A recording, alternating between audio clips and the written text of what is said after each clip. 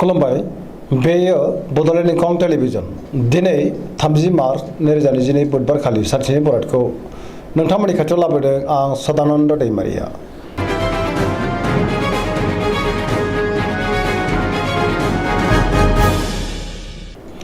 सिगां फरायनो लादों मेष राशि गिबि हांखो अ ल। दिनैनि साना जोबोर मोजां, मोनफ्रोमबो बिथिङाव जाफुंसार जानो हागोन। हरखाबै बहानिफ्रायबा मोजां खौरां फैनोबो हागौ, जेरावबो देरहासार जागोन। मावनो लानाय खामानिखौ थि समावनो आरो गोरलैयैनो मावफुंनोबो हागोन। गोसोखौ दिनै जोबोर गोजोननाय मोनगोन। देहाया मोजाङै थागोन, अब्लाबो नाथाय जानाय लोंनायाव सांग्रां जानांगोन। रांखावरियाव जोबोर मोजां, गोबां धोन आरजिनो हागोन। मोननो गोनां धोनखौबो दिनै मोननो हागोन, आयाबो बांगोन। बेफार फालांगियाव जोबोर मोजां मुलाम्फा मोनगोन। सोरबा लोगोनि हेफाजाबखौ थोजासे मोनगोन। न'खराव दिनै बिसि फिसायनि गेजेराव अननानै फैगोन। बिदा फंबायजों मोजां सोमोन्दो थागोन। बिमा बिफानि अननाय आरो बोरखौ मोननो थांगोन। बहाबा थाङोब्ला दिनै जोबोर मोजां आरो मोजाङैनो हान्थिनोबो हागोन। गुबुननि गोसोखौ गोरलैयैनो बोनो हागोन। गोसोनि बोलोआ बांगोन। समाजावबो बयजोंबो अनजागोन आरो अनसायजागोन। लाइमोनफ्रा बहानिफ्रायबा मोजां खौरां मोननो हागौ। गोसोआ दिनै जोबोर रमान्टिक जागोन। फरायसाफ्राबो फरायनायाव गोसो दुंखांगोन आरो मोजां फिथाइ मोननोबो हागोन।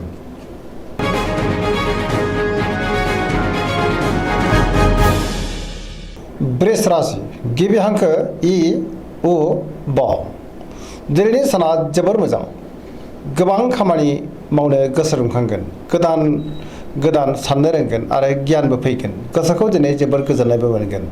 गोसोनि बोलोआ बांगोन। मावनो लानाय खामानिखौ थि समावनो आरो गोरलैयैनो मावफुंनोबो हागोन। समाजाव गोबां मान मोनगोन। रांखावरियाव दिनै जोबोर मोजां, गोबां धोन आरजिनोबो हागोन, आयाबो बांगोन।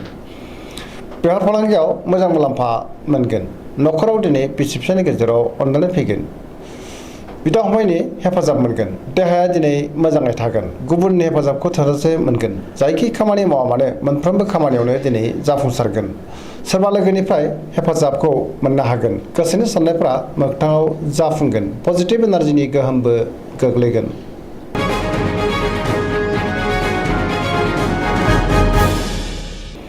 मिथुन राशि गिबि हांखो क स।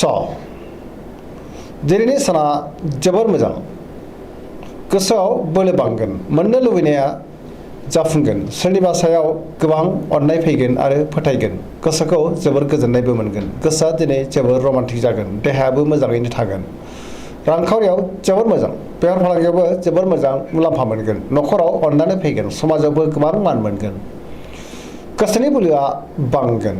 मावनो लानाय खामानिखौ थि समावनो आरो गोरलैयैनो मावफुंनोबो हागोन। सोरबा लोगोनिफ्राय थोजासे हेफाजाब मोनगोन। सोरजोंबा बाख्नाय जानोबो हागौ। गुबुनजों मोजां सोमोन्दो लाखिनो रोंगोन। लाइमोनफ्रा गोसोनि साननायखौ फोरमायलायनो हागोन आरो गोसोआ जोबोर रमान्टिक जागोन। सरासनस्रायै साना जोबोर मोजां आरो मोजाङैनो बारग'लांगोन।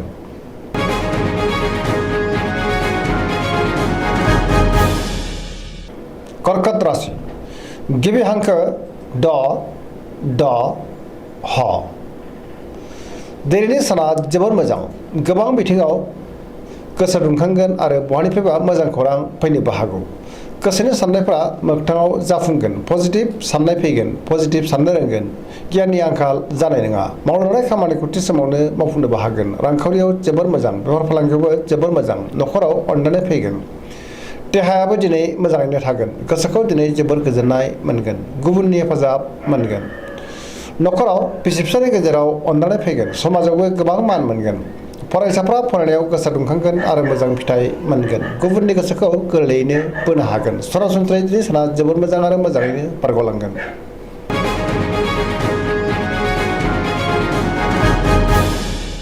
सिंह राशि गिबि हांखो म ट। दिनैनि साना बारा मोजां नङा।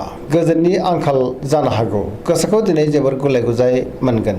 समाजाव मानहानि जानांनोबो हागौ। सांग्रां जानाया गाहाम। बयजोंबो गोरोबनो रोंनाय नङा। गोसोआव नेगेटिभ साननाय फैगोन। गोबां मोजां खाबुफोरा गोमानोबो हागौ। मावनो लानाय खामानिखौ मावफुंनो हागोन। सोरबा लोगोनिफ्राय हेफाजाबबो मोनगोन। नाथाय अब्लाबो गोसोखौ दिनै जोबोर उरां फारां मोनगोन। बहाबा दावबायहैनो खाबु मोननोबो हागौ। रांखावरियाव मोजां नङा। मोननो गोनां धोनखौ मोननो गोब्राब जागोन। बेफार फालांगियावबो मोजां नङा। गोसोनि साननायखौ गुबुननो फोरमायनो हागोन, न'खराव अननानै फैगोन।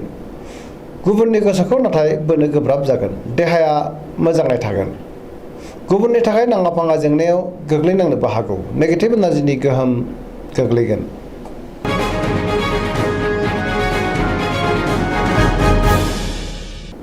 कन्या राशि गिबि हांखो प ट। दिनैनि साना मोजां आरो गाज्रिनि गेजेरजों बाबेनलांगोन। गोसोआव दुखु दाहा बांनो हागौ, नेगेटिभ साननाय फैगोन, गोथों आरो गोग्गो साननो रोंनाय नङा, गियाननि आंखाल जागोन। रांखावरियाव मोजां, गोबां धोन आरजिनोबो हागोन, नाथाय अब्लाबो खरसायाबो बांगोन। बेफार फालांगियाव मोजां होनजायो, देहाया मोजाङै थागोन। गोबां मुंदांखा सुबुंजों लोगो मोनज्लायनोबो हागौ, न'खराव अननानै फैगोन। गोबां खामानियाव मुखुबबो थानांनो हागौ, सोरजोंबा रायखोमा जानोबो हागौ। सांग्रां जानाया गाहाम, गोसोखौ दिनै जोबोर आला खाला मोनगोन, नेगेटिभ एनार्जिनि गोहोमबो गोग्लैनो हागौ। गुबुननि थाखाय नाङा फाङा जेंनायाव गोग्लैनांनोबो हागौ।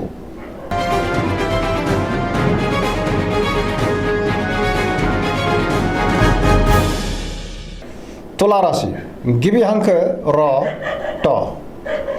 दिनैनि साना मोजां आरो गाज्रिनि गेजेरजों बाबेनलांगोन। गुबुननि थाखाय नाङा फाङा जेंनायाव गोग्लैनांनो हागौ, अब्लाबो नाथाय गोसोनि बोलोआ बांगोन, गोसोनि साननायाबो जाफुंगोन। मावनो लानाय खामानिखौ मावफुंनो हागोन, देहाया मोजाङै थागोन। रांखावरियाव जोबोर मोजां, गोबां धोन आरजिनोबो हागोन। बेफार फालांगियावबो मोजां होनजायो, नाथाय अब्लाबो खरसायाबो बांगोन। न'खराव बिसि फिसायनि गेजेराव अननानै फैगोन, बिदा फंबायजों मोजां सोमोन्दो थागोन, समाजाव मान मोनगोन। बेफार फालांगियाव मोजां मुलाम्फा मोननो हानानै गोसोखौ जोबोर गोजोननायबो मोनगोन, गुबुननि गोसोखौ बोनो हागोन, लोगोफोरनि हेफाजाबखौ मोननो हागोन। बहाबा हान्थियोब्ला दिनै जोबोर मोजां आरो मोजाङैनो हान्थिनोबो हागोन, नाथाय अब्लाबो माबा नङा माबा मोनसे गोरोन्थि जानोबो हागौ। सांग्रां जानाया गाहाम, गोसोआ दिनै जोबोर रमान्टिकबो जागोन। फरायसाफ्रा फरायनायाव गोसो दुंखांगोन आरो मोजां फिथाइ मोननोबो हागोन।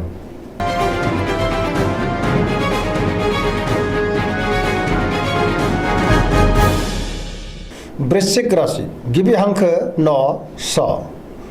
दिनैनि साना जोबोर मोजां, गोसोखौ दिनै जोबोर गोजोननाय मोनगोन। समाजाव लोगो लेवा बांगोन, सोरबा गोजाम लोगोजों बहाबा लोगो मोनज्लायनोबो हागौ।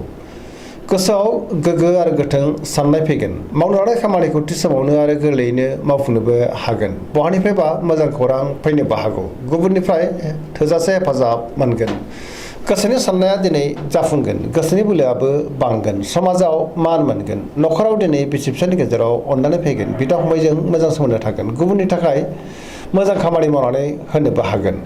रांखावरियाव जोबोर मोजां, मोननो गोनां धोनखौ मोननो हागोन, नाथाय अब्लाबो खरसायाबो बांगोन। बेफार फालांगियाव मोजां मुलाम्फा मोनगोन, देहाया मोजाङै थागोन।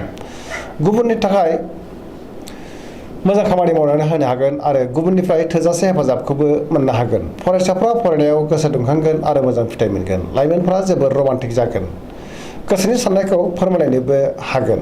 पजिटिभ एनार्जिनि गोहोमबो गोग्लैगोन।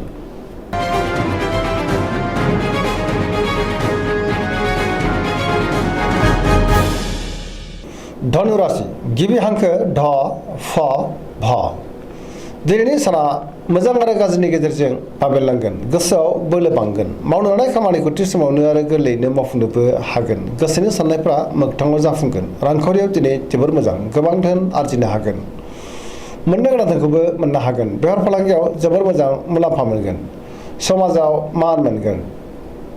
देहाया नाथाय बारा मोजां थानाय नङा, गोबां रोखोमनि देहायारि जेंनाजों मोगा मोगि जानांनो हागौ। सांग्रां जानाया गाहाम, जानाय लोंनायावबो सांग्रां जानांगोन।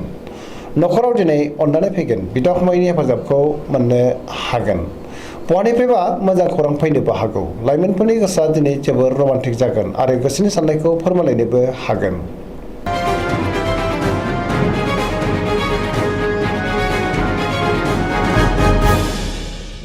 मकर राशि गिबि हांखो ख ज। दिनैनि साना मोजां आरो गाज्रिनि गेजेरजों बाबेनलांगोन। गोसोखौ दिनै जोबोर उसुखुथु मोनगोन। गुबुननि थाखाय नाङा फाङा जेंनायाव गोग्लैनांनोबो हागौ। गोबां रोखोमनि जेंनाजों मोगा मोगि जानांनोबो हागौ। गुबुनखौ मान होनो रोंनाय नङा, गोसोनि साननाया देबारनांगोन। सिगांनि बबेबा आद्रा खामानिखौ मावफुंनो थांनायाव गोबां रोखोमनि गोरोन्थि जालांनोबो हागौ।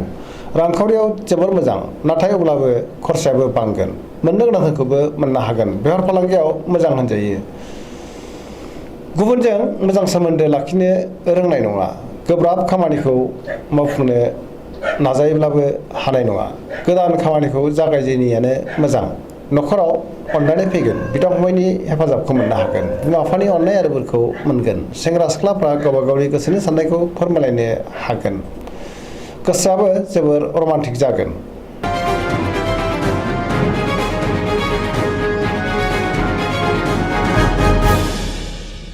कुम्भ राशि ग स दिनैनि साना बारा मोजां नङा गोसोखौ दिनै जोबोर आला खाला मोनगोन गोजोननि आंखाल जानो हागौ मावनो लानाय खामानिखौ थि समावनो मावफुंनो गोब्राब जागोन बहानिफ्रायबा गाज्रि खौरां मोननोबो हागौ समाजाव मानहानि जानांनोबो हागौ गोबां मुंदांखा सुबुंजों लोगो मोनलायगोन रांखावरियाव मोजां बहानिफ्रायबा गोबां धोन मोननोबो हागौ बेफार फालांगियावबो मोजां होनजायो देहाया मोजाङै थागोन नखराव अननानै फैगोन गुबुननि हेफाजाबखौ मोननो हागोन बिमा बिफानि अननाय आरो बोरखौबो मोनगोन बहाबा दावबायहैनो खाबु मोननोबो हागौ नाथाय अब्लाबो नेगेटिभ एनार्जिनि गोहोम गोग्लैगोन लामा सामायाव हान्थियोब्ला सांग्रां जानाया गाहाम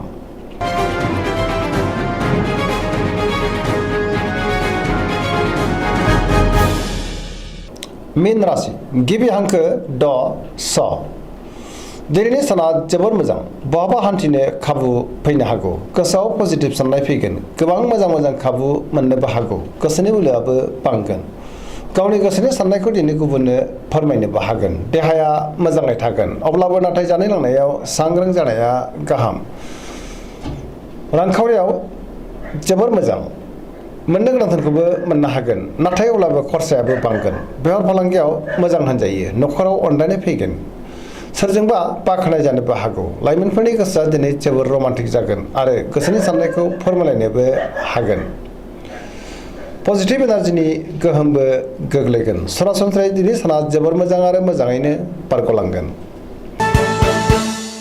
दिनैनि राशि फरायनाया एसेनोसै जोबनायाव बेखौनो खावलायो जाहाथे नोंथांमोना सानफ्रामबो जोंनि बे बड'लेण्ड इंखं टेलिभिजनखौ नायबाय थायो आरो साबस्क्राइब खालामो लोगोसे लाइक खालामो आरो शेयार खालामो एसेनोसै गोजोन्थों